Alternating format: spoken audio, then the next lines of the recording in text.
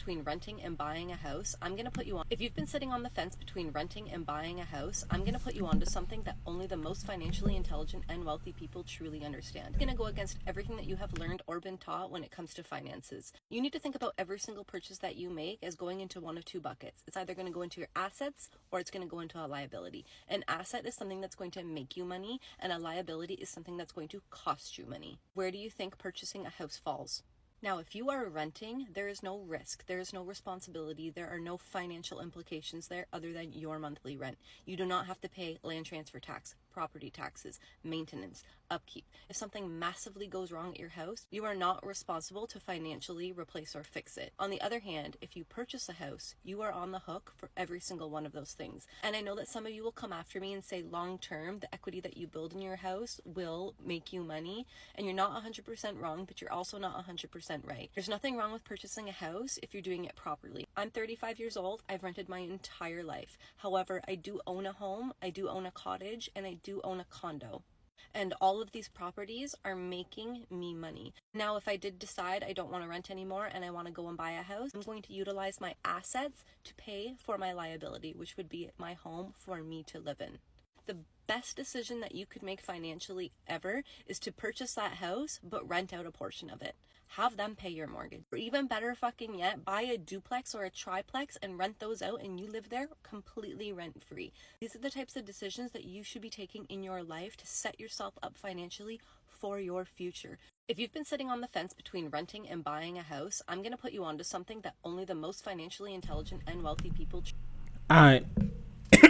Shout out to that lady, man. It's like sometimes that's why I like to do video reaction, because I guess sometimes y'all just don't like the messenger. Sometimes I guess it's personal. I guess y'all just don't like the messenger. When I said it's a problem, but when somebody else said it makes sense, you know. And I've said a lot of time in this channel that I'm in the point of my life where I rather rent comfortably than own a house, and then I be house poor. Do I want to own a house? Yes. I want to own a house, but I don't have the money to own a house. Man, I don't have the down payment. I don't have all the insurance. I don't have everything she mentioned. Your argument could be, well, Pierre, buy a fixer up. That's going to be a lot of money, like buying appliances, trying to fix this, that's a lot of money. I rather just rent comfortably while I'm saving up my money. It's not like I don't have no end game. I have an end game. Eventually, I'm not going to be renting. But in the meantime, I'm saving up my money. I'm trying to increase my income. What do I have to pay? I have to pay the rent and then electricity. That's really it. For example, my mom is a homeowner. And me and my sister, we actually trying to fix a lot of stuff currently. Like, what you would normally do if you was a homeowner. My landlord come here once a month, do a little inspection. If everything need fixed, they fix it. If my AC need fixed, they actually bought a new AC not too long ago. I was like, yo, it's not getting cold enough. They was like, okay, cool. So they came and replaced that. If the water is not hot, they replace the heater. All I'm responsible for is two things: paying rent and don't damage the property. But when you're a homeowner, there's pros and cons, guys. If you got the money for the down payment, you got money to pay your mortgage, and then you got money left over for utilities, food, and saving, you really. But I like actually also stress that there are other options where you could be a homeowner but not be house poor. Like, you could buy a house. Let's say you buy a 3-bedroom house. You rent out 1 or 2 bedroom. You could buy a duplex or a triplex. There's ways around it. But with that, you also have to deal with people. If somebody that's decided not to pay, then you have to deal with that loss of income. You have to deal with the eviction process. There's a lot to consider if you want to go that route. But that lady, That lady couldn't explain any better. She's saying as she's renting, and she's also a home owner. She also owns homes and condos.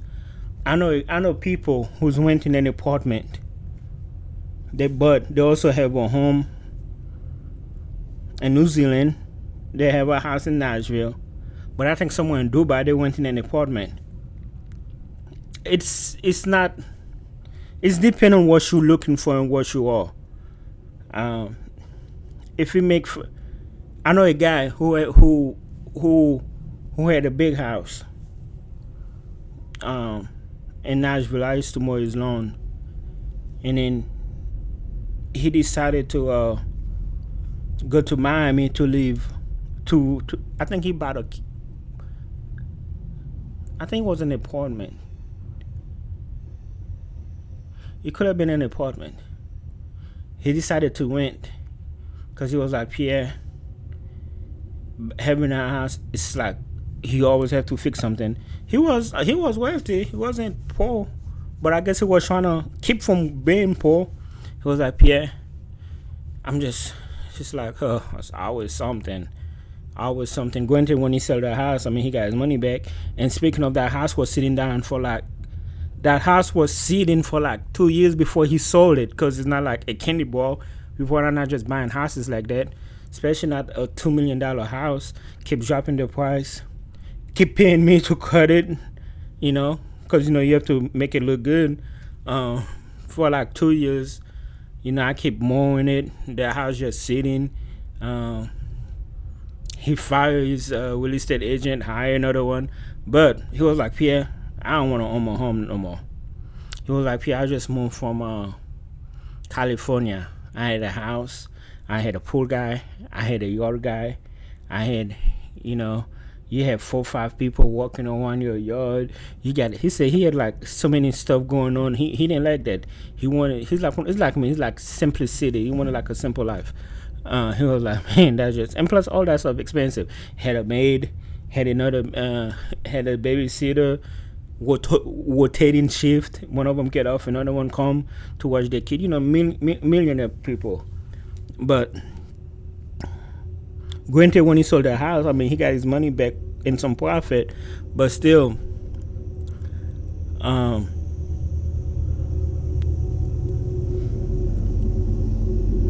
let's wait for the trend.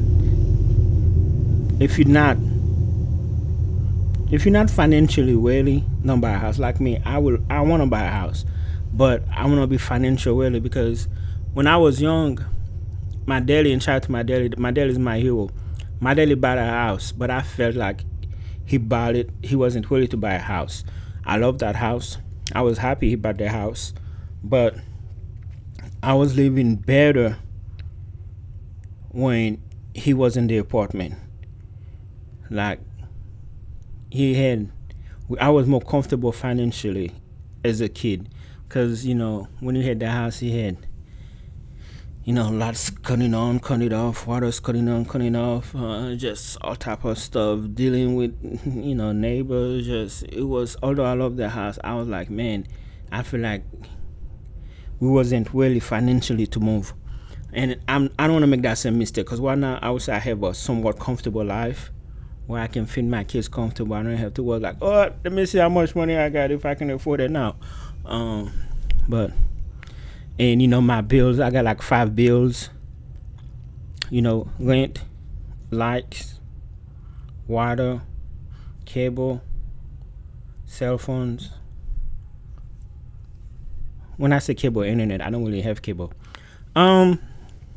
Yeah, so 2-ish to own. I already said, it's not that I'm against homeowner. Like Pierre just had homeowners. No, I'm not against the idea. I want to be a homeowner. What I don't want to do is go buy a house now and be poor and be broke and suffer and have my kids suffer.